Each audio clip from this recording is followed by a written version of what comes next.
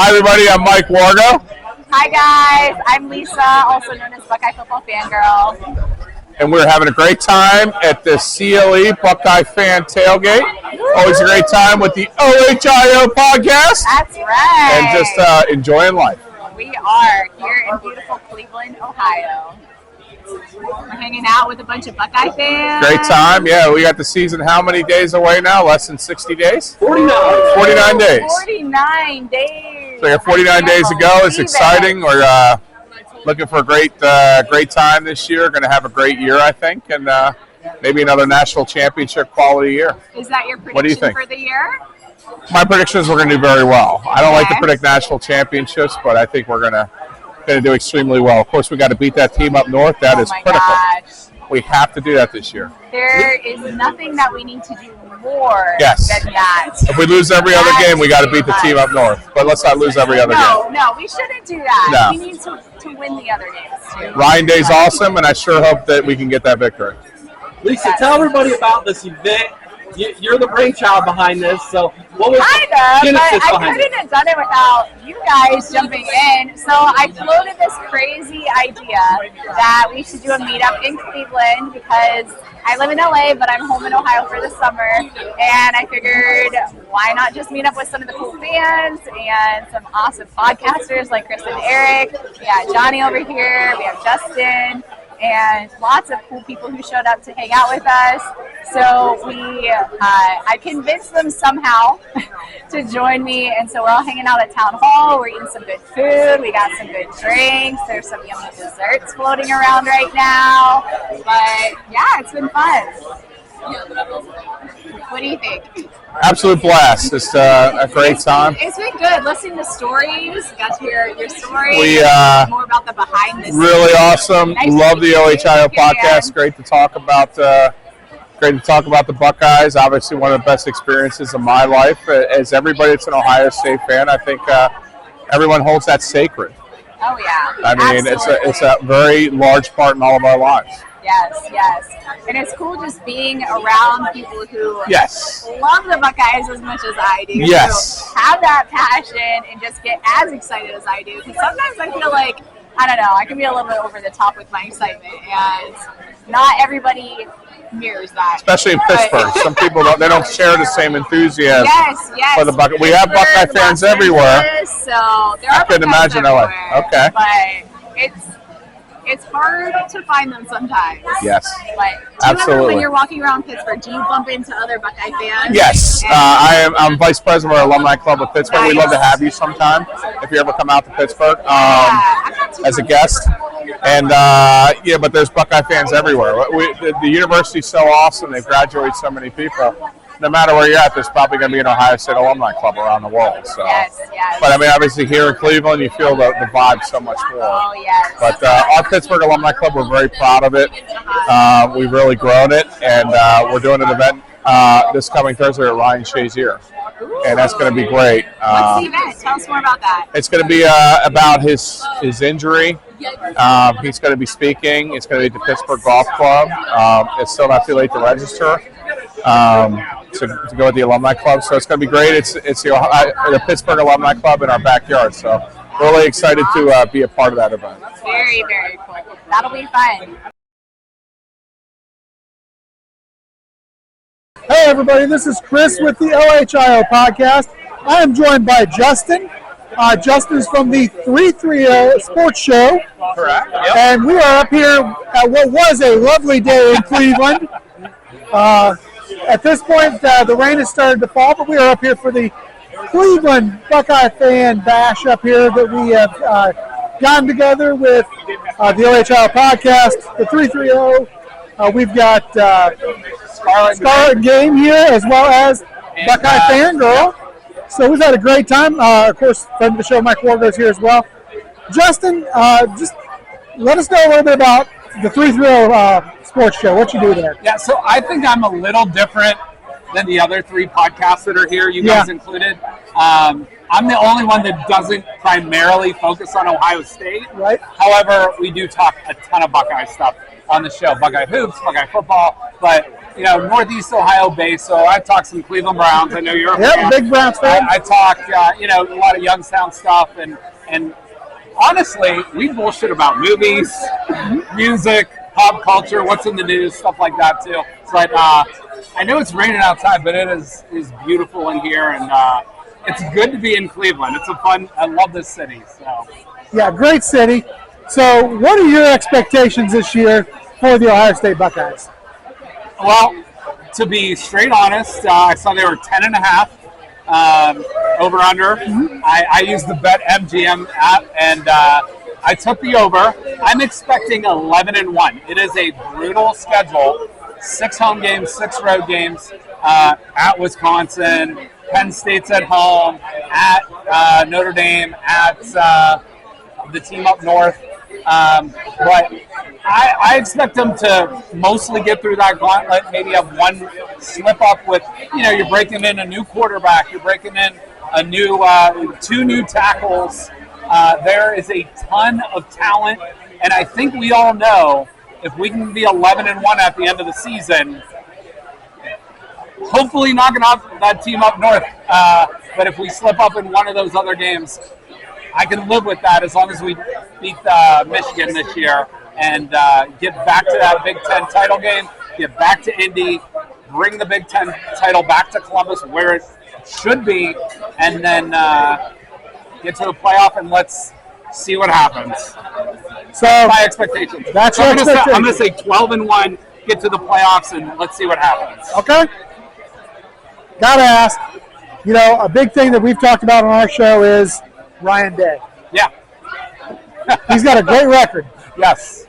If he fails to beat that team up north this year, your prediction? Yeah, you can't fire him. My opinion, I love Ryan Day, I might be a homer, but I think Ryan Day is I know you're going to disagree with me. I will say if they lose, he should 100% be on the hot seat. But he should not be fired. If you look at Kirby Smart, if you look at freaking Nick Saban, if you look at some of the heavyweights of college football right now, look at what they did the first 5-6 years of their career. They weren't the coaches they are now. Ryan Day is the future, in my opinion, of Ohio State football, and he will get them to where they need to be. Just look no further than the Georgia game. You take out 1 or 2 plays there. Ohio State has a better defense last year. They win that game. They're probably national champs. So, just my opinion. Can't disagree with that. As much as I'd like to, I can't disagree with that. All right. Well, thanks for joining us, Justin. It's been a great time out here today. I love it. It's a good time, and I'm glad to be in your guys' company and have fun up here. Have a few drinks and support the Buckeyes. All right. OH. IO. Go Bucks. Hey everybody, Buckeye Boston OHL podcast. You know this guy. He doesn't need an introduction. This is Johnny Bullitt from the Scarlet N Great. Right? Yeah, great. I write for Scarlet and Game. I got to be careful. I get the 2 mixed up. But Scarlet and Great podcast. I'm surprised you haven't sued us yet. Oh. Well, we did get sued. You've not been sued yet? Not yet. Oh, man. Yeah. I don't check my email, though. Yeah, we have been sued, so that already happened. But, don't put exclamation marks after any of your letters. Yeah. Anyways, let's talk a little bit about this season, man. You're connected. You do this just like us. Ryan Day, where are you at, man? Like after 2 losses in a row, is it like chill out, or are you like, I give you one more? Like, what's happening? What's the pulse here? It is one of those things where, Mike Valenti said this best up at Michigan State and Detroit radio. He said this about Mark D'Antoni when it was his time. He said, I will donate to build the statue, but it is also time for him to go. I'm the biggest Ryan Day defender there is. He is an offensive genius. I will die on that hill. He's a football genius. Yeah. He also has one more shot. Okay. I love the man. I think I don't know. I think he's a great football mind, great football coach. If he doesn't get it done this year, I'll put the for sale sign in his yard myself. Now, you coined the phrase, the rosy cheek assassin. Yes, that was you. So, maybe Corey, but I can take credit. Okay, well, he's not here. Yeah. So, we're going to give you credit for that one. Okay. I think we need to have that guy back. Like, we saw him against Georgia. Yes. Until those last 3 offensive calls at the end where he puckered up a little bit. Yeah. But we saw the passion. We saw the enthusiasm on the sideline, almost the anger from him. And I think that made him a different play caller. It's inside of him. What's it going to take to pull that out of him? I think just maybe not overthinking. I think he may have a little bit of "I'm the smartest guy in the room" syndrome, and I think he is. But you can't stop and analyze and get the perfect play Sometimes it's, hey, let studs go be studs. Sure. And I think he got snake bit a little bit by execution.